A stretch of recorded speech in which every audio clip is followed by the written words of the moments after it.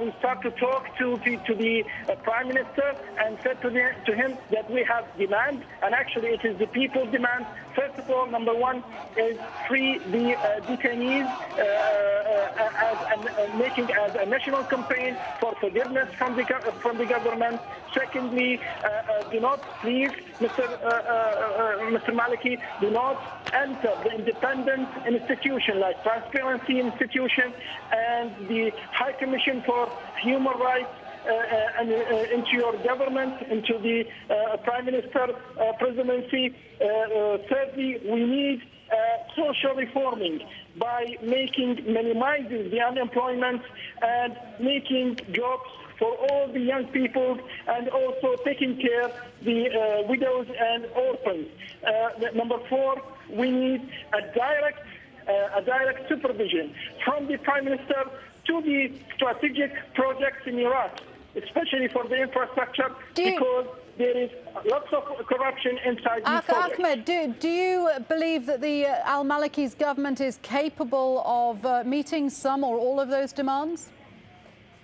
Actually, if he didn't do it, we will start demonstrate right from now until the end of Mr. Maliki's jurisdiction in Iraq. We think that Mr. Maliki must do his best, and I think he can do it, because if he can fight Al-Qaeda, and also he can fight corruption. If he can fight Al-Qaeda and didn't fight the corruption, then he is a corrupted person. Now, he told everyone that we are Saddamists, we are from Al-Qaeda, and it's not right, because we are Iraqi people and we have demands, and actually the Iraqi government must do their best to serve its people.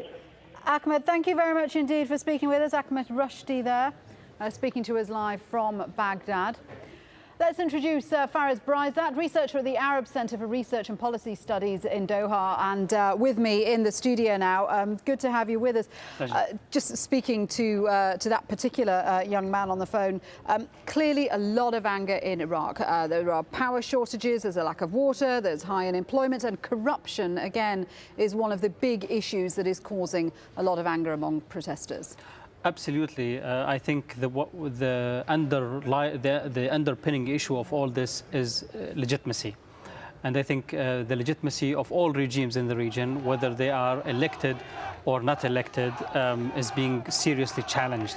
Now, there are challenges that have been in place for a long time, mainly lack of efficiency on the part of governments to deliver water, electricity, food supplies, services, education, healthcare, everything else.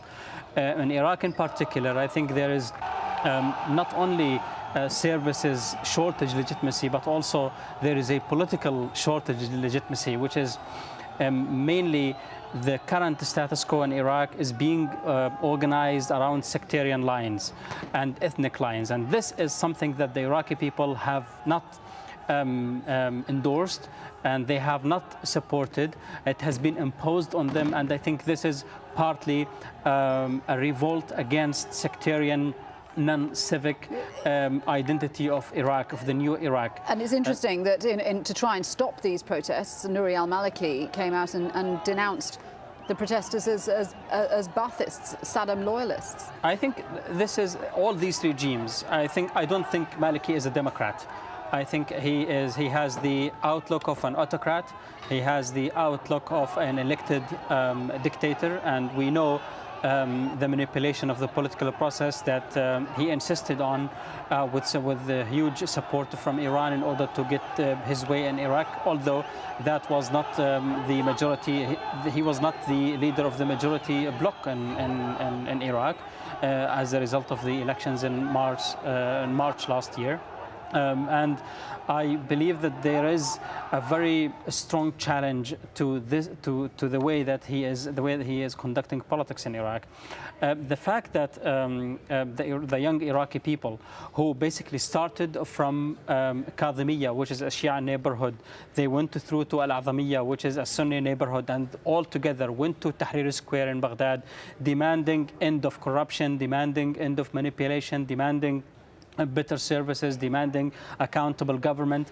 This is a statement about the Iraqi people. The Iraqi people have rediscovered that what they have been through in the past 7 years is not what the real Iraqi people are. But do you think they've caught the mood of what's happening throughout the region? I mean, would we have seen these demonstrations like these without what happened in Tunisia, in Egypt, without what's happened in Libya? Because these demonstrations are taking place in cities across Iraq, and there definitely seems to be a mood of revolution, of demand for change. Absolutely. The mood in the region is a mood of liberation. We have been living under authoritarian despots, dictators for a long time. And our interests as people of the region, I think, have not been served by these regimes to the best they can do. I think they were interested more in their staying in power and serving the interests of the international powers that support their existence and their continuity in power. And actually, when we look at the reactions from Tunisia to Egypt, to Libya today, to Iraq, Yemen, all these reactions by the regimes to but the Iraq protesting... had a political process. I mean, it's different from the other countries. But if we think about their reactions to it, they all blamed Islamist radical groups, Al-Qaeda, in Iraq, Saddam loyalists and Ba'athists, and I think this is only trying to delegitimize this movement, and this is not going to happen, because I think the roots of the problem are so rooted that they cannot be uprooted. And I think now what we are seeing across the region is people rediscovering their power to effect change without necessarily, without any bloodshed, with peaceful demands, with something that we have discovered in Tunisia and in Egypt time and again, that people are a lot more civilized, a lot more progressive, a lot more rational than the regimes wanted us to believe them to be. And I think what we have seen in terms of civic identity, civic behavior on the part of the revolutionaries in Tunisia and in Egypt today and in Iraq is a statement that those regimes, they have tried very hard to show the ugly face of the people of the region, and the people of the region, they are now insisting on showing the real face, which is more of a humanitarian face, more of an ethical one that has a new morality, a new framework of moral values, insisting on humanity, insisting on equality before the law, intrinsic equality, these kind of things that what we are seeing now. And I think this is establishing a new trend in the region, and that will not stop at the region. I think it will go beyond the region, because this is history making in process. Okay, Faraz, for the moment, thank you very much indeed for that. Well, you're watching Al Jazeera's extended coverage of protests taking place across the Middle East. Let's remind you of our top story. Tens of thousands of Libyans are holding mass protests after Friday prayers. There have been demonstrations in the east. We're getting reports that up to 5 people have died after heavy gunfire in the capital, Tripoli. There have also been more resignations of Libyan diplomats. The country's ambassador to France and the UN agency UNESCO are said to have quit their posts. And it comes amidst growing international pressure on Muammar Gaddafi's regime. The UN Security Council is holding an emergency meeting later on Friday. Foreigners continue to be evacuated from Libya. A US-chartered ferry carrying over 300 people, many of them Americans, has now left Tripoli for Malta.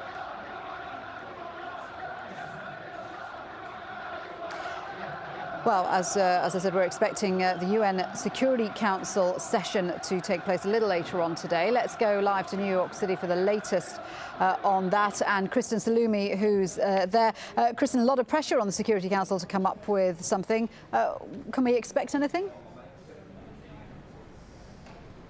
I think it's a little early for that, Shuli. We are going to have this meeting this afternoon, which is being pushed by European members of the Council. They've said that the statement issued by the Security Council on Tuesday calling for the violence to stop has been ignored, and that more action is needed. In the words of the German ambassador, the violence in Libya has to stop, and he said that he wants the Security Council to not only monitor the situation, but also take action.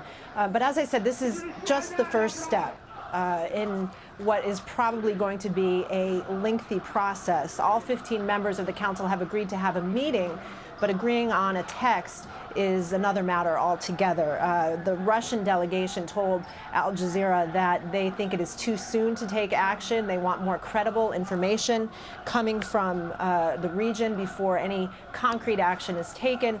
And traditionally, Russia and China are a bit reluctant to step into a national affair as they see it and impose sanctions. So what's likely to happen today is that the members of the council are going to discuss the options, kind of feel each other out and see what there's appetite for. The ambassadors will go back to their capitals and get further instructions, and then the difficult work on negotiating a text of a draft resolution is likely to begin. To put it in perspective, it took 3 hours on Tuesday for the council to agree to a statement that was basically a page long calling for an end to the violence. Resolution, which is a much stronger document. It has the force of law behind it. It goes into the permanent record of the Security Council. It's standard for a resolution, especially when sanctions are concerned, to take weeks or even months to negotiate. It will be interesting to see if the sense of urgency that is coming out of Libya and the people on the ground there and some of the Western nations who are pushing for this, it translates into quicker action than usual by the Security Council. Yeah, it all sounds achingly slow. Kristen, for the moment, thanks very much indeed for that. Well, the UN's top human rights official has said the international community should step in vigorously to end the crackdown in Libya. UN Human Rights Council emergency meeting taking place in Geneva, and Nick Spicer is there for us. Nick, what's likely to come out of the meeting? What's being said? Well, strong words for starters. The head of the Human Rights Council, Navi Pillay, saying there was a continuing and brazen violation of international human rights law, even crimes against humanity taking place in Libya, and it was time for state actors to intervene. This isn't the Pentagon, however. This isn't NATO headquarters, so all they can do really is offer words. However, what they are doing concretely is suspending Libya from the Council, but more importantly, they're talking about organizing an international investigative committee that will go into Libya, gather evidence about possible crimes against humanity, war crimes, and they, through the UN meccano of agencies, could end up serving a prosecution case against Muammar Gaddafi and other people who are responsible for this violence. Is everyone on board with a strongly worded resolution, though, Nick? Because I hear that speculation that African and Asian nations may be wanting to water it down in case there's some kind of precedent set which could be used against them in the future. Yeah, well, you're absolutely right, Shuli. However, it is not here that the vote about Libya staying in the Council will take place. That's actually back in New York at the General Assembly, where over 190 nations and a 2/3 majority happen